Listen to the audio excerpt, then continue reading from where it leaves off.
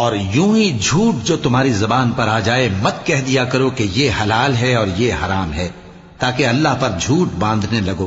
جو لوگ اللہ پر جھوٹ باندھتے ہیں ان کا بھلا نہیں ہوگا۔ جھوٹ کا فائدہ تو تھوڑا سا ہے، مگر اس کے بدلے ان کو عذاب علیم بہت ہوگا۔ اور جو چیزیں ہم تم سے پہلے بیان کر چکے ہیں وہ ہم نے یہودیوں پر حرام کر دی تھی، اور ہم نے ان پر کچھ ظلم نہیں کیا بلکہ وہی اپنے آپ پر ظلم کرتے تھے۔ پھر جن لوگوں نے نادانی سے غلط کام کر لیا پھر اس کے بعد توبہ کی اور نیکوکار ہو گئے تو تمہارا پروردگار ان کو توبہ کرنے اور نیکوکار ہو جانے کے بعد بخشنے والا ہے، رحمت کرنے والا ہے۔ بے شک ابراہیم لوگوں کے امام اور اللہ کے فرما بردار تھے جو ایک طرف کے ہو رہے تھے اور مشرکوں میں سے نہ تھے۔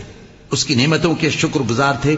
اللہ نے ان کو برگزیدہ کیا تھا اور اپنی سیدھی راہ پر چلایا تھا، اور ہم نے ان کو دنیا میں بھی خوبی دی تھی اور وہ آخرت میں بھی نیک لوگوں میں ہوں گے۔ پھر اے نبی